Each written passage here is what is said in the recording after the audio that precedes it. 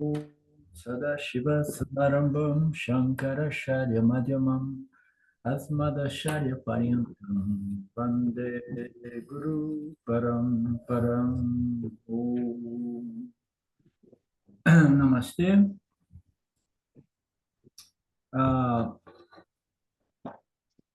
Chapter 4 is still showing the what's doing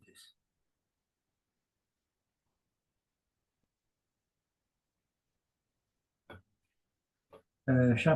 Chapter 4 is still the story still unfolds of all these devatas that somehow, due to not 100% purity, they developed a certain vanity, pride, and arrogance. And then Ishvara decided to give them a lesson. And this chapter 4 is supposed to present towards the end, I believe, two meditations. One of using the light, the other using the thoughts. So let's follow here. I believe we have seen mantra 4.1. The two, since they approach very near Brahman, and were the first to know that it was Brahman, these devas, namely Agni, Vayu, and Indra, exceed the other gods.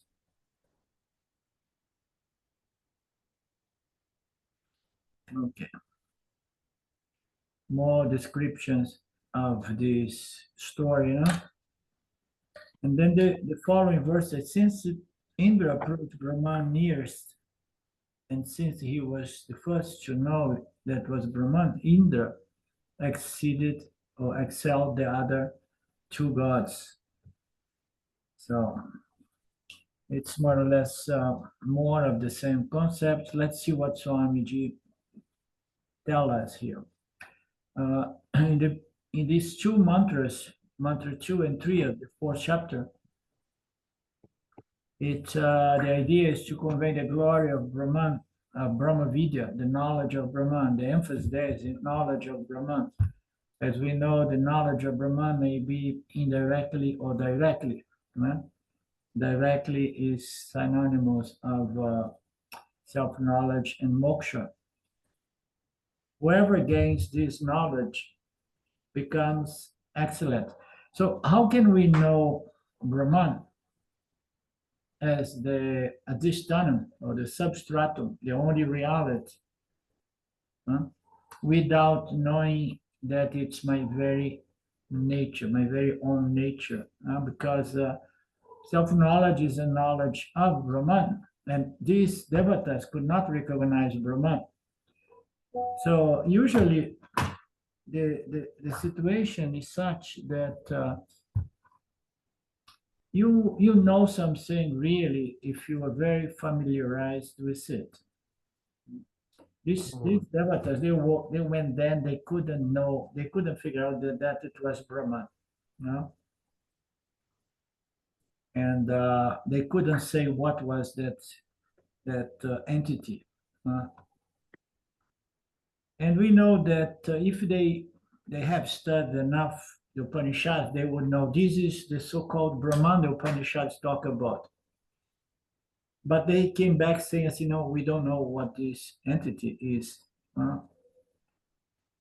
So Indra went there, and he did not realize that this is Brahman directly, but he realized indirectly. And then immediately he said, this probably is Brahman, and I need teachings.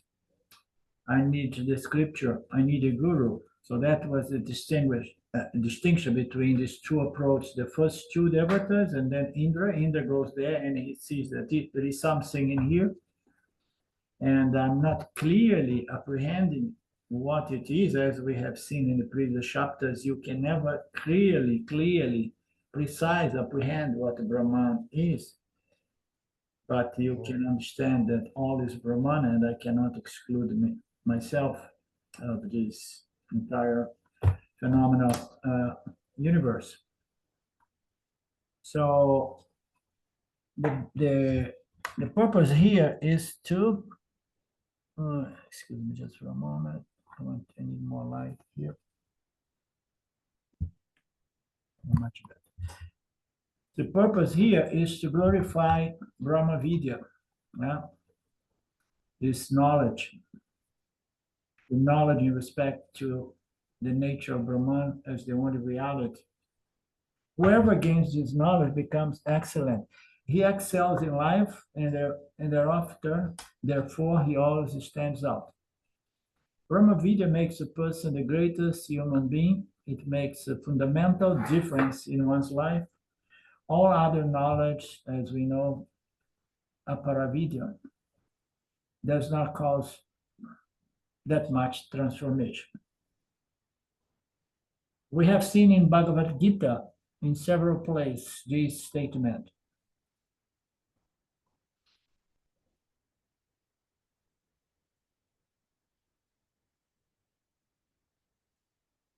Okay.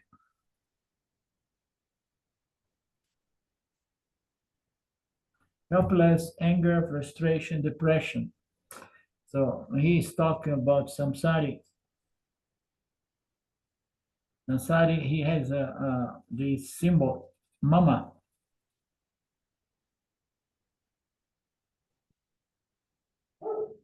What is this mama? I did not have the time to read the text today. What is this mama? Your microphone. Because it's Tamil. I think he just means he was talking about getting a master's in being a samsari. And you really never, it's a double master's in samsari. Okay. So, and then Degree. you are Maha Samsari. Then I got double mama. Swamiji says, mama, I became mama, Tamil.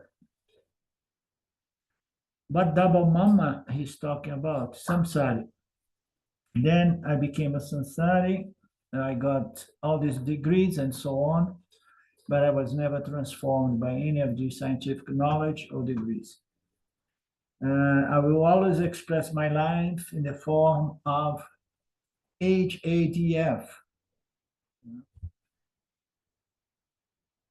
which is helpless, anger, frustration, depression. Swamiji loves to create symbols.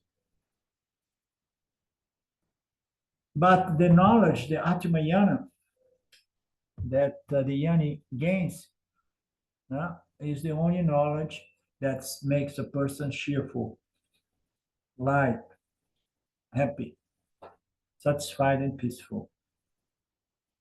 And the Yani enjoys this satisfaction in the presence or without the presence of other people.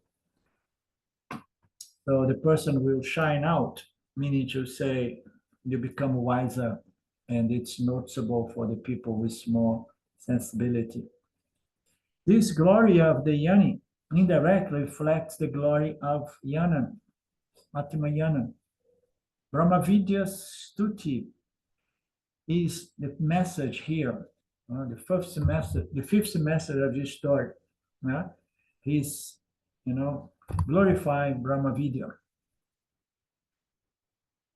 Because of this reason, these other entities, Agni and so on, the three of them, excelled or surpassed the other gods, the other devatas. Because of what reason? Because they had contact with Brahman. The first two did not really recognize that is Brahman, but they were taught by Indra later on. Let's see here what Swami says.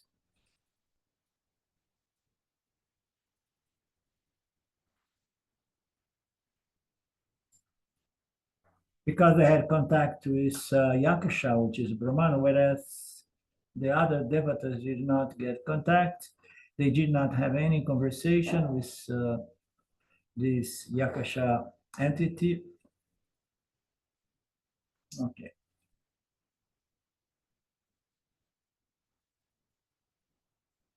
So the point made here is self-knowledge, which is knowledge in respect to the true nature of reality as the so-called Brahman, is a knowledge. It's a very profound knowledge and very simple at the same time. And somehow it resolves the mind, pacifies the mind in such a way that the person becomes wiser. Person has better insights, better understandings of life, and so on. And then one excels in life in general.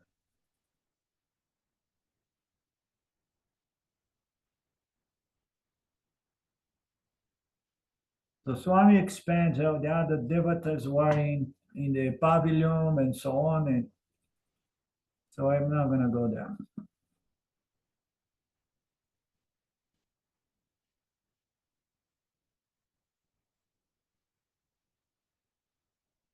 So these three are the ones that somehow recognize Brahman in this yak.a entity. Mostly, especially Indra knew the yaksha. He recognized yaksha is the so-called Brahman spoken in the Upanishads. The other two came a little bit behind, but they recognized according to Swamiji.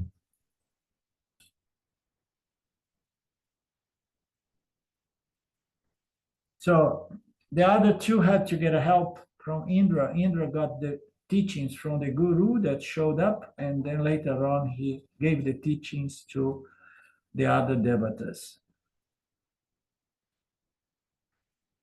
So the guru shishya paramparam tradition was initiated there. Therefore, Indra taught Vayu and Agni because they were more curious or whatever. Slowly, the knowledge was passed on, and all devatas became yanis, at least those three.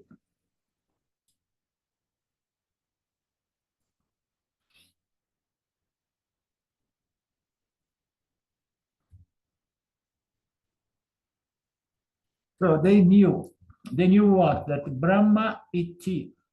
Brahma means Saguna Nirguna Brahman. So they got the whole picture, the entire understanding, you know. There's no difference really between Saguna and Nirguna Brahman. It's all Brahman. Now, Saguna is just Brahman under the superimposition or projection of the gunas of Maya, but it's all Brahman. Brahman, Saguna Brahman serves the purpose of allowing people to understand Brahman in a more tangible manner due to the subtlety of understanding Brahman in its nirguna nature, which can only be understood by knowing yourself to be Satchitananda, Brahman yourself. The verse, the story continues. Among all the devatas, these three are the great ones. In these Upanishads, they surpassing the others. So once it's said that three are great, what will be the next doubt, curiosity among these three? Who is the greatest? There's no question. But anyhow, this seems to be part of the Puranic culture to go into details of those things which are not really relevant. So that's the difference. What I'm saying is once I say both are great, you want to know who is superior. This is the human mind wants to compare all the time. Things are just different. This idea of superior and inferior is just a relative projection from a certain mind, the inferior is superior, and vice versa. Who is the greatest? Swamiji insists. Indra got the prize. Okay. Indra got the title, the greatest one. That's why he's called the king of the devatas.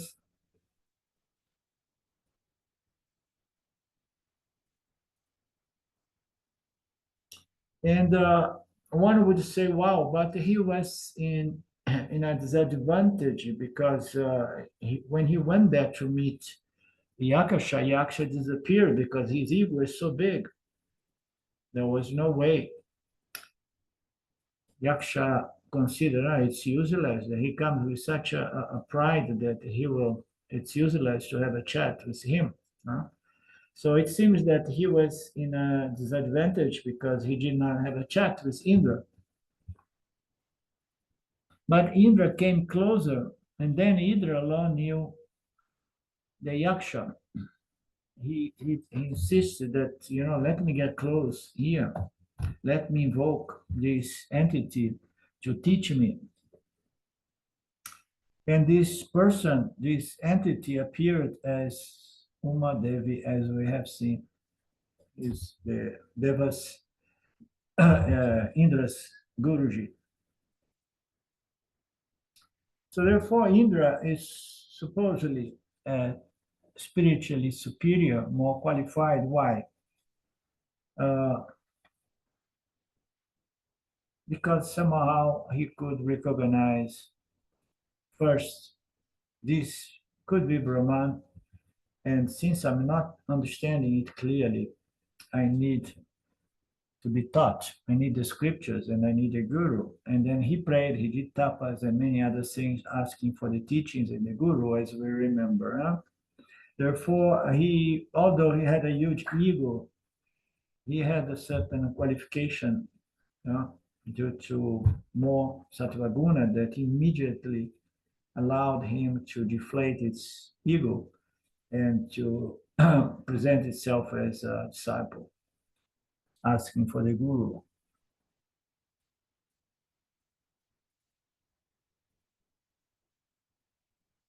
So therefore, he became Brahma Yani. He was the first Yani.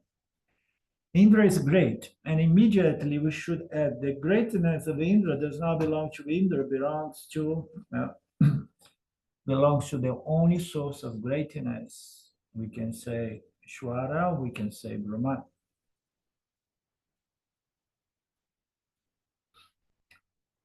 That's why, remember, whenever we do satsanga namaskara to our guru, we are not doing namaskara to the guru, we are giving namaskara to Ishvara and Brahman, or Nirguna Saguna Brahman.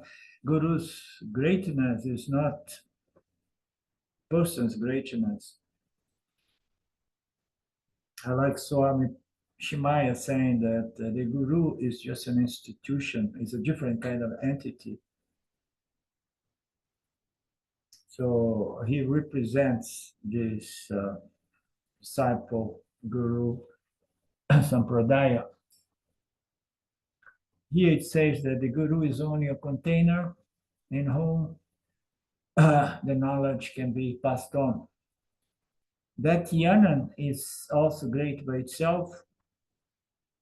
Yana comes from the Lord, from Bhagavan, from Ishvara, from Saguna Brahman. Therefore, yana is to be glorified. All glory goes to Brahman, goes to Ishvara, and the yana, which is not apart from Ishvara. Ishvara is the, when we want to really make a synthesis of Ishvara, is the supreme total knowledge. And knowledge of what? Knowledge of everything, including all the laws and principles that project, sustains, and recycle the entire cosmos from moment to moment. It's a huge knowledge. So what is the difference between Ishvara and all this set of supreme absolute knowledge that holds this apparent mithya order in place? You know, there is no distinction. Ishvara extends itself through its laws, and among these laws, Atmayana as well. Atmayana Ishvara, Saguna is the Guru. Saguna, if we want to look for original Guru or Satguru, is Ishvara. Ishvara unfolds this knowledge because it unfolds all laws and principles, including this moral, ethic, psychological, karmic laws, structuring the human experience, the ground on which, the stage on which humans interact. So here, the Guru is just a container. Yana is contained in the Guru vessel. Therefore, I'm doing Namaskara to what? To Yana and to Ishvara. The knowledge revealed directly from Ishvara to all of us. But more than the disciple, the Guru must remember that, and otherwise the Guru may develop a sense of pride as well. This is my glory and so on, you know. Swami Shimaya used to say there are some Swamis who do not accept Namaskara. They say once Namaskara comes, it can go to the head of the Swami, and he's going to begin stealing or appropriating something that does not belong to him, but it was revealed to him or passed on to him. So what is the point here? Let's see if Swami says anything or Swami Shimaya says something. It can go to the head of the Guru. Therefore, not only it can happen, he said, it can happen. Therefore, not only they do Namaskara, they pull your legs off. So Namaskara can become pulling the leg because it's not the disciple's mistake, but it's the Guru. The moment the Guru forgets that, he may begin declining and falling. Therefore, a Guru, worse than name, never receives Namaskara and keeps it. It does not mean that Guru cannot receive Namaskara. We don't have this problem in the West, because in the West, people do not like to do Namaskara to these Gurus in general, not much less. I think to some of these New Age Gurus, and think they people, they do Namaskara, mas Vedanta Guru, they don't tend to do, because you are not a sannyas, you are not a sadhu, you are not a sage, you know. Anyhow, Guru, worth the name, never receives and keeps the Namaskara instantaneously. Like a hot potato, you pass it on. I love hot potato. Huh? It hands over to whom? To his Guru. That's how we do. You pass on, you pass it on. You say, your Guru is going to pass it back. It all goes back to Ishvara.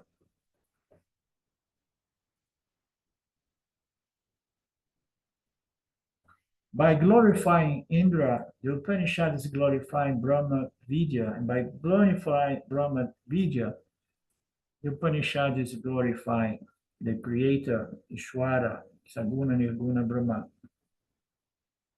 Now we're going to enter the final concluding portion of this Upanishad. Verse 4. This is the instrument about Brahman with regard to the gods. It is like flash of lightning. It's like wink of the eye. This is the instruction, This is the instruction about Brahman with regard to the gods. It's like a flash of lightning. It's like a wink of the eye. So very, very encrypted message, huh? Let's see what Shankaracharya unfolds here through Swamiji. So after the word it means that should be elongate equal to 3 short. In short, well, so I'm sorry. He's hitting us again with a lot of Sanskrit. The Upanishad gives certain comparisons for yakasha. Okay, now we talk. So to this entity, the yakasha of the story is going to be compared to a few examples in this portion. That comparison is indicated by an elongated vowel. In English, it's called prolonged, prolated vowel. Okay. That's the following portion. We said knowing Brahman is very, very difficult. That's why Agni, Vayu, and others found it difficult. Now the Upanishad wants to convey that even though Brahman knowledge is difficult, it can be made easy, like they give certain made easy course.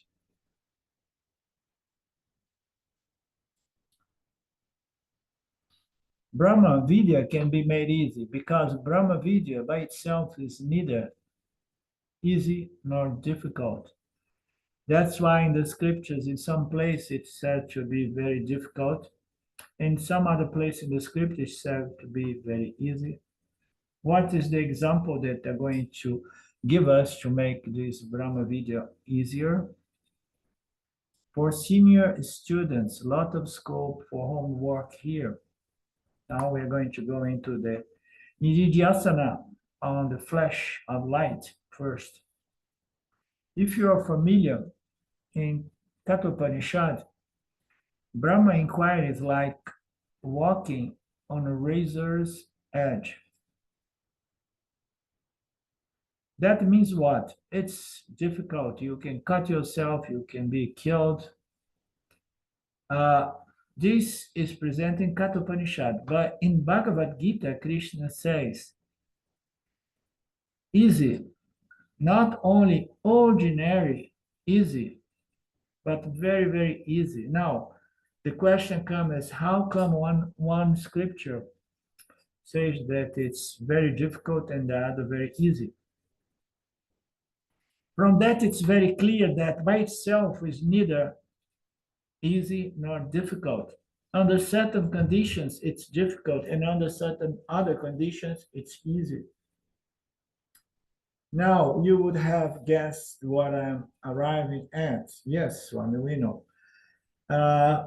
Qualifications, of course. What is that? For a prepared, qualified mind, it is easy. For the unprepared, unqualified mind, it's difficult. So the question is, the student is prepared, qualified or unqualified? I do not want to say who is qualified and not. You have to figure it out for yourself. But basically, it depends on each one's level of qualification, preparation.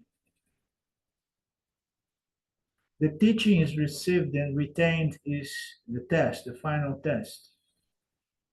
The teaching is received, retained, and it works to transform one's personality or experience of life. The teaching is received, okay, but not retained. This concept about the teaching which is not retained is not different from the teaching that is received, but it's not properly digested or internalized. You understand? Because when you really digest it and you assimilate, internalize it, and then it's part of your DNA, so to speak. You know, it's there, and you cannot forget. You understand? It's present. So, but if it is only understood on the intellectual level and not properly assimilated and integrated, and then more often than not, it's not retained, it is subject to forgetfulness. It is a madhyama adhikari, the teaching is received but not retained. After the class, the Upanishad teaching is forgotten. And that happens for both, for qualified students. For both happens for uttama, alone. So for both, the more qualified or less qualified the teachings, they may are subject to forgetfulness. Whereas neither happens for manda adhikari. The whole teaching goes well. No, he's saying that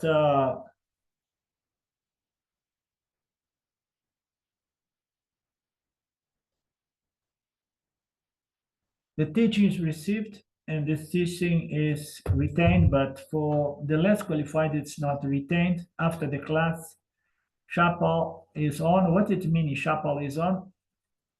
Shapal? Upanishad is gone. Sandals are on, but the Upanishad is gone. Understood.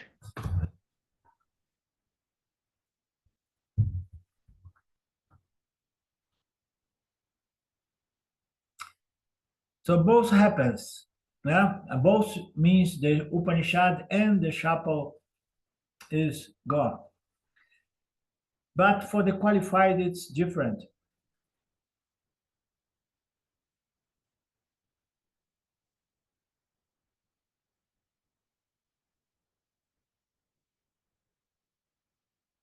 So did I understand? Did I interpret correctly? Yeah, I think he's talking, there's actually 3 levels of students here. There's one student who hears it in the class and then retains it.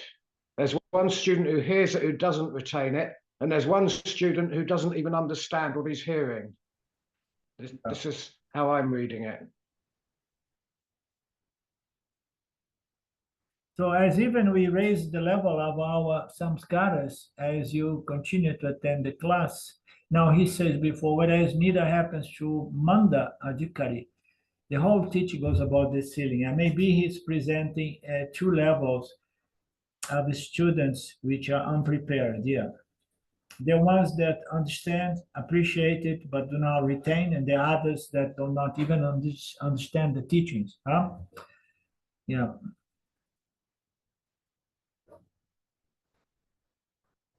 So therefore, vichara and yoga should go together. Vichara is the receiving the teachings. Yoga is assimilation. That's why in the Bhagavad Gita, Brahman Vijayam, Yoga Shastri refers to attending the class, refers to other sadhanas for refinement. So as even you do both simultaneously, vichara and upasana, let's say, not yana, karma, samuskaya, but vichara, yoga, as even you do, you will find you're listening to the same topic alone. In the name of Mundaka, in the name of Kena, people ask the question, Swami, we have learned Mundaka, Kata. So what are we going to say? Are they the same? Brahma Satya, Jagamitya, Tvan, Brahma Ivaya, Na Aparaha, nothing new, but you will find as even the refinement level increases, and abhyasa is taking place, clarity will become more and more clear. Retention will become more firm. Doubts will come down. Viparita bhavana also comes down. Therefore, refinement should go on simultaneously. So what I get here is that we do our Shravana, Manana, Nididhyasana based on the Upanishads, but we do not forget Karma, Dharma, and Upasana, because that's going to help with preparing the mind to fully retain the teachings. Did I miss something? Please. I think also what he's saying is that you go visit Kena and you go through it once and then you revisit it and something more is assimilated. It just keeps, Yeah, deepening your understanding and your real assimilation of the knowledge. indeed. Thank you. Yeah, because it's not a question of studying any other scientific kind of knowledge, you know. It's a totally different knowledge, field of knowledge. But indeed, this Brahma Vidya knowledge can be even memorized to an extent that some pundits, they know everything about all these teachings without having been transformed by the teachings, you know. So for the transformation, which is the retention, because you see, these academics, they may have retained this knowledge so firmly that they are like parrots, you know, they can correct you again and again. But the retention has to be a different kind of retention, not just memory. There is such a difference between wisdom, which is the fructification of this knowledge being assimilated, and academic knowledge. They are so different.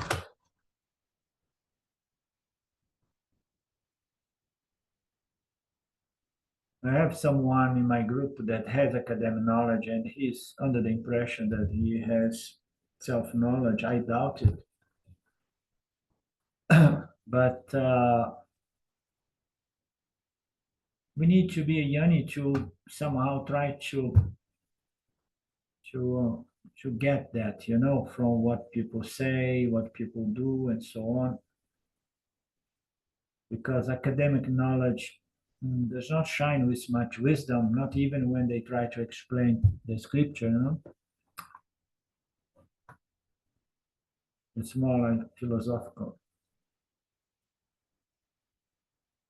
Refinement should go on. Refinement is easily developed through karma yoga, observance of dharma, some upasana yoga helps, and then Shravana, Mana, and Nididhyasana. Shravana and Mana refines even more. But the problem with relying on refinement only from Shravana and Manana is that it works very rapidly, but you need to have already a base of big refinement so that you can take off from there. You understand what I mean? So it's like this saying, I want to meditate, so what shall I do? I'm having trouble to meditate. Yes, of course, it's better you do karma yoga, understand karma yoga, be a religious person, because you need to have a meditative mind to do meditation, you know. Oh, my mind is not sattvic, so I'm trying to meditate. So to meditate, you need to have sattva guna.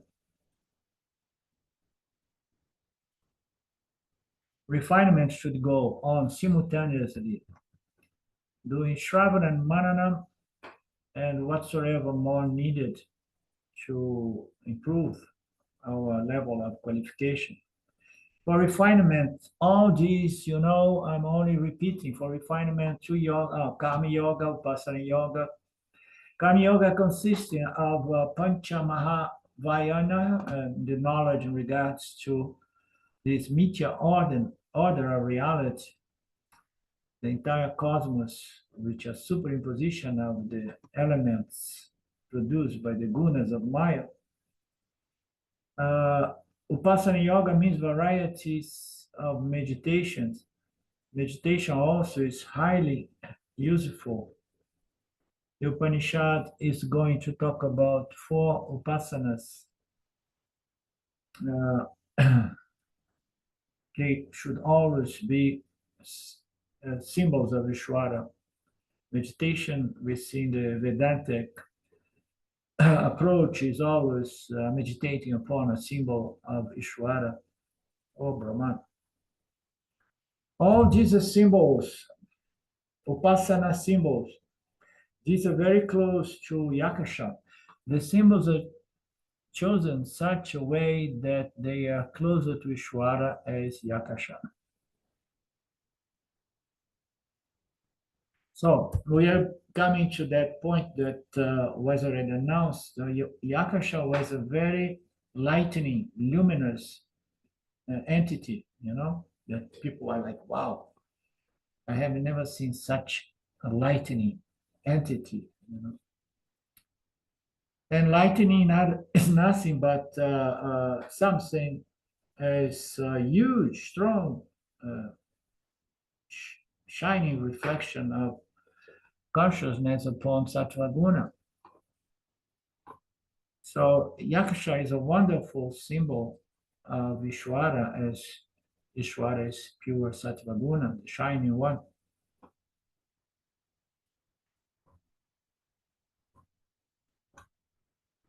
In what way they are similar, Yakasha and Ishvara?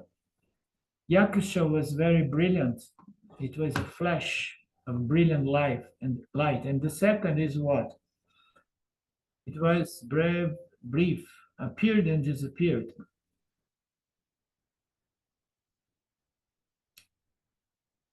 It's brilliant and it was brief. So the briefness here is because it disappeared to Indra, in respect to Indra. Most probably that's what it is. It appears and poof, disappears. So here we have the opportunity to use these two properties of brilliance and briefness as symbols representing Ishvara for our upasana. That is why we said the sixth message of the story is it gives certain symbols that can be used for upasana, like we did with Mandukya, all those symbols around Omkara.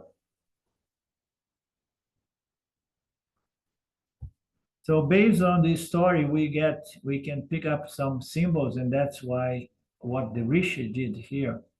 Upasana yoga is the preparatory sadhana, and then toward the end, it talks about karma yoga and values.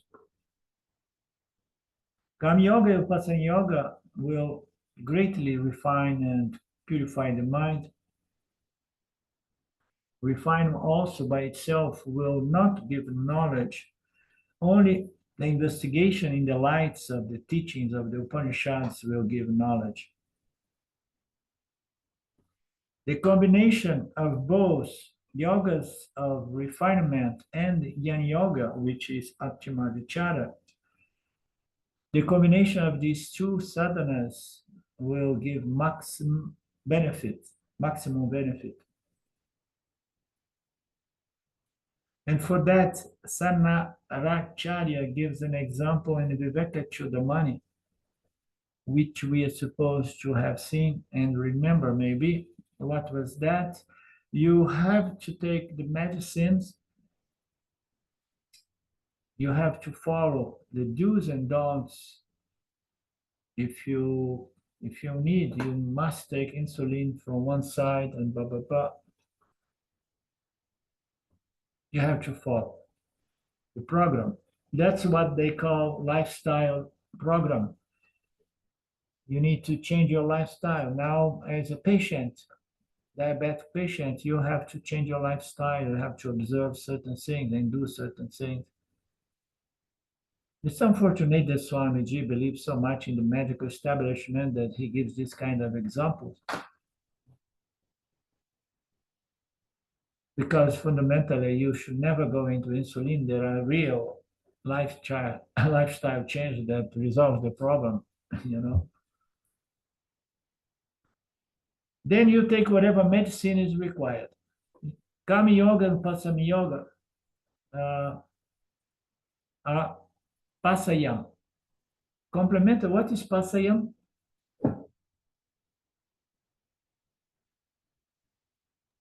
I think it means appropriate.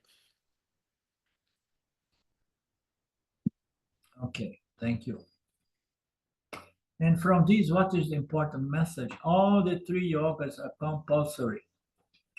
What is the popular misconception? Follow any one of these yogas because all paths will take us to Rome. People love to say that, oh, I follow Bhakti Yoga. It gives liberation. Vedanta says there is no such a thing as Bhakti Yoga. There is only Bhakti. It's a certain religious attitude which is absolutely compulsory if you want to grow and elevate yourself spiritually.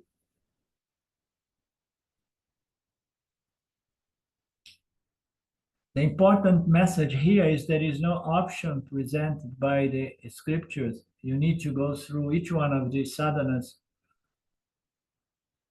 First, Karma Yoga, which is Dharma Yoga, and Upasana.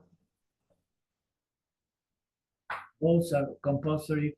They help in this process of refinement and purification. Then, only then, Jnana Yoga is compulsory for removal of ignorance. Hence, ignorance will have to go. That is our goal. Therefore, we are going to get some intermediary sadhanas which are absolutely compulsory, such as Kama, Dharma, Upasana. And here we have other Upasanas present to us as an option. The first two are called Aji Daivata. The third one is another name. Only, the fourth one is Guna Vishishta Upasana. So actually it's not two upasanas, two symbols for upasana, but there are four. Let's see what it is. So what are the first two? The Upanishad here says lightning. Vidyutaha means lightning. It is Sashti Vibhakti. Lots of Sanskrit. It is a verbal form for which you have to take the abstract norm meaning. More Sanskrit teachings, lessons. Flash of light. Lightning always comes in the form of a brief flash of light. Brief and brilliant, like these flash of lights we have during storms. Therefore, we can take lightning as a symbol for Yakasha, the Lord. So what kind of upasana is this one? Lightning upasana. What does that does not mean you do upasana in lightning speed, like. Did you understand that?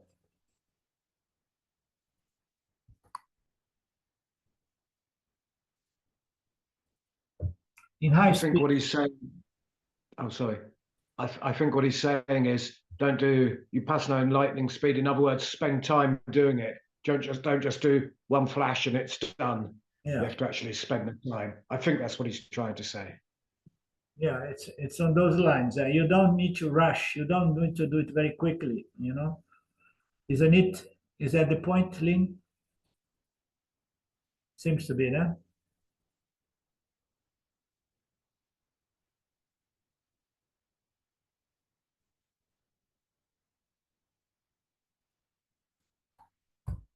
It means upasana, using the symbol lightning as Ishwara. This is the number one upasana proposed here. The second one is blinking.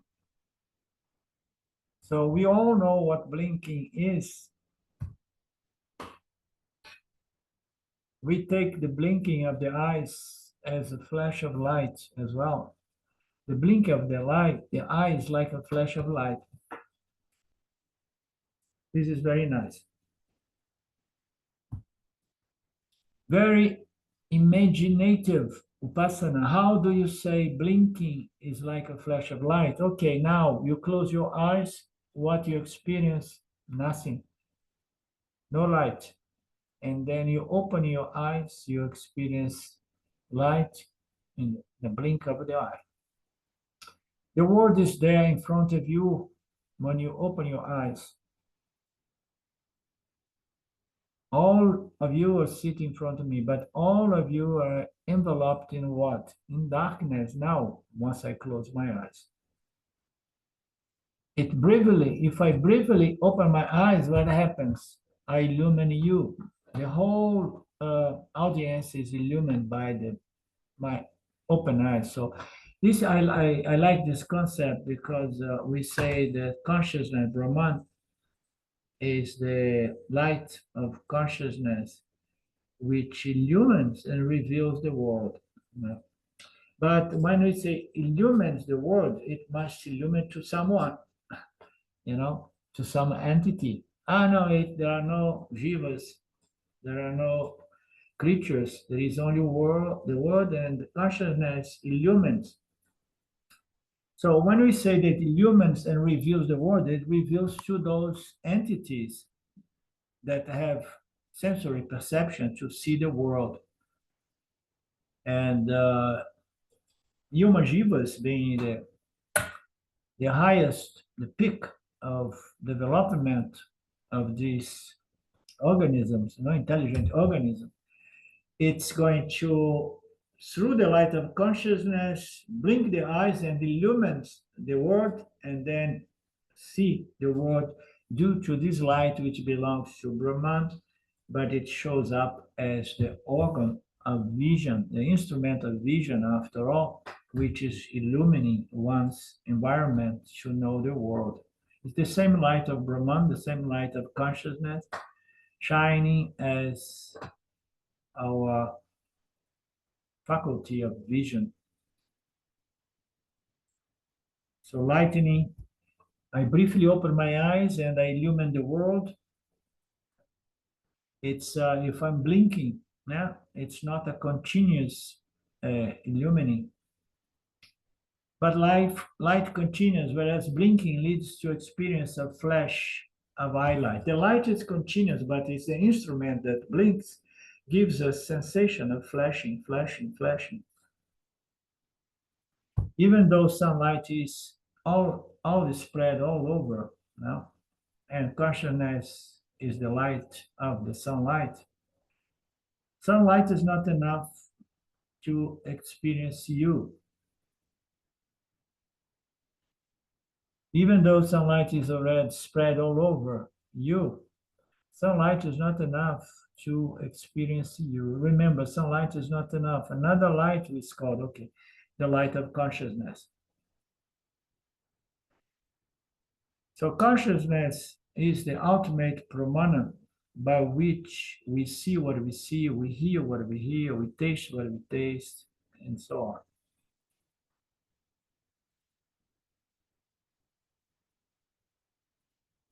This Chaitanya, which comes through the eyes, is required. So again, going back to the instrument of vision, it's blessed by Chaitanya, by consciousness, which is the ultimate seer. And then we see the world. So therefore, our instrument, body, mind, sense complex, is one of the is not the ultimate seer, but it's in between, as we could see when we studied Greek Drisha. So we say, the light of consciousness shines on my intellect, and then I go through the awakened state, and then I illumine my environment and I transact. So we have to give credit to Brahman, the light of the light, the ultimate Brahmana. Brahman is a means by which I know things, I experience things. This is called Katsu Prakasha, the light of consciousness. When I open my eye, it spreads all over. and you are all Chidabhasa. So you are all Chidabhasa, reflected consciousness. This reflection of consciousness brings about human consciousness. Human consciousness is illumining its own environment. Previously, you are all Sriya Prakasha Vyaptaha, when you were with closed eyes. But when I open my eyes, you are all pervaded by light. Which light? Reflected consciousness, reflected light, which is like a flash while blinking. In that flash, you are all shining. Another example, a nice example to verify this blinking flash is the experience we have in the sleep, in the dream state. The dream state, consciousness somehow operates in a way that it flashes those moments in which a very dark field of interaction, very subtle and dark, is illumined, and then you see that dream world for a moment, and then disappears. And then you need another flash, but unfortunately, the next flash is going to be a different field of illumination, because every time we have a good dream and we want to wake up and go back to the dream is over. In that flash, you are all shining. Therefore, Mineshaha, blinking is called Mineshaha.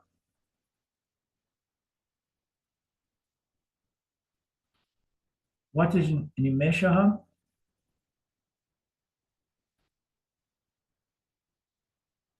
That's just the Sanskrit word for blinking. Thank you. The first one is the Jyotu, blah, blah, blah. The second one is Minesha. Okay, lightening and blinking. So these rishis, they are very creative. They all the time they are looking for an excuse to create upasana, to propose upasanas.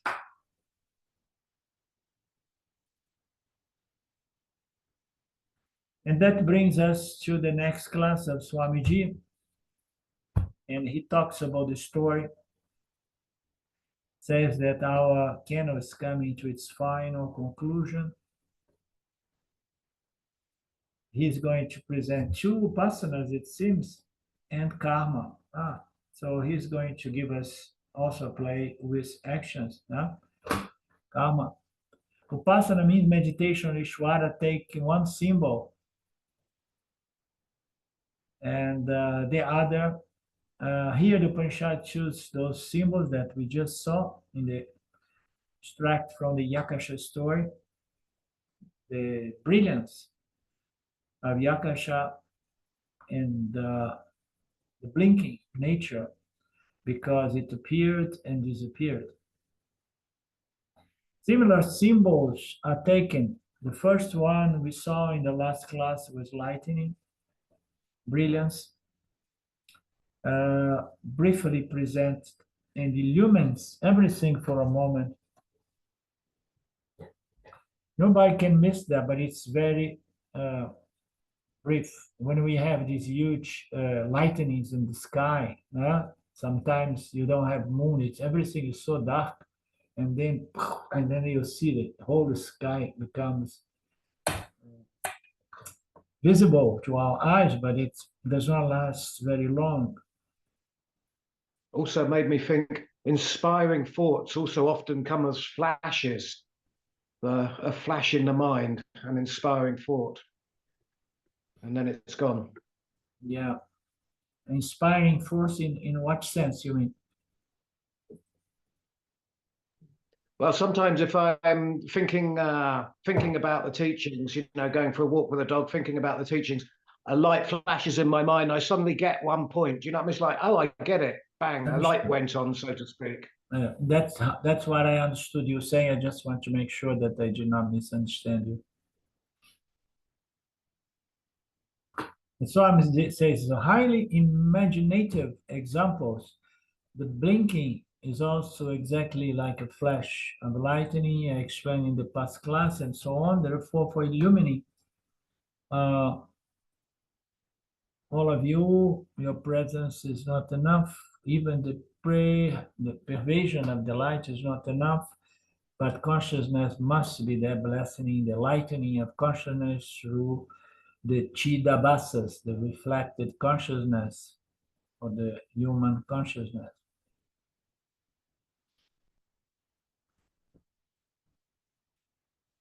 As if consciousness goes out. This is very nice.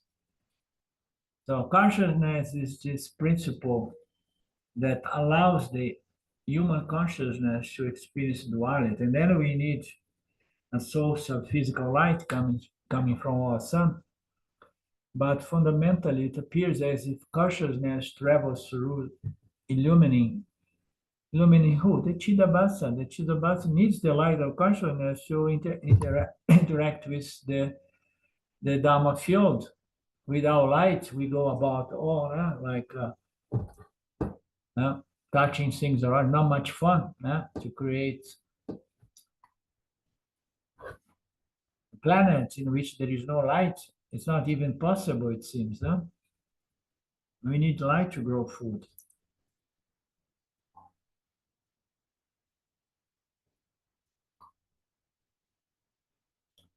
Suppose I close my eyes again and then that flash of consciousness does not illumine. Thus, every time I blink the eye and I open my eyes, there is a flash of consciousness reflected in my subtle body. It reveals itself and disappears just like yak.a did it with Nidra. Therefore, yak.a has to be invoked on the nime.a of the eye, in the blinking of the eye. Therefore, nyami.a means winking or blinking of the eye. When it's naturally happening, it's called blinking. And when it's deliberately done, it's called winking. No, I did not know this subtle distinction. Blinking and winking. Winking is when we do like that, no? Yeah? Winking is with one eye. Yeah, nice. Swami likes to, he has a good humor to play with us. The result is the same, whether it's wink or blink, as long as you do not blink at my statements. Okay, enough of jokes. Bhagavan is like the lightning. It's like the light and the blinking of the eye. And may you meditate upon that. Do not even take your blinking for granted.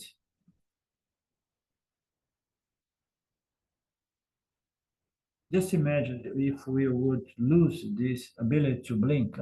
Shwara does everything for us. So people say that sometimes they have a problem like that. The eyes without the blinking, they are not properly lubrified, and then it becomes very painful. The moment I close my eyes, the world disappears. Similarly, in Ishwara's unme.a and nime.a, the entire creation appears and disappears. Is Maya blinking its eyes to bring about the creation and provide? Therefore, it is a symbol of Ishwara, blinking, producing, illuminating the world, and then closing. Ati Daivata Upasanami. And now we are entering the third Upasana, a very subtle form of meditation. Okay, now I'm very curious to see what is the third form of meditation these great rishis have to to suggest us.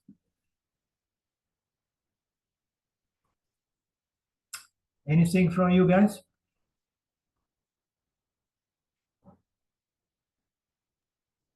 I just it's interesting and it's lovely, but the Puranas don't to me it just doesn't work too much. I like to go straight for the knowledge, Yeah. But this kind of a meditation, I don't know if I would ever even attempt. So I know what I'm gonna do with my seminar in Carnival. I'm going to go through the chapter 1 and 2, and then the three swamps provide the story right at the beginning, and then I'm gonna just choose some passage to present the chapter 3 and 4. That way I can finish it in 1 week, because it's much too much work. It's not much relevant considering it's not our culture. The Puranic culture is not here, no. Those first 2 chapters, oh, they're so wonderful. Yeah. the But we are teachings. getting there. Now we are only missing 2 upasanas. Let's make an effort to cruise through these Sanskrits with the help of Lin, of course, and Mark. Om Purnamada Purnamidam Purnamudachyate Purnasya Purnamadaya Purnamevavashishate.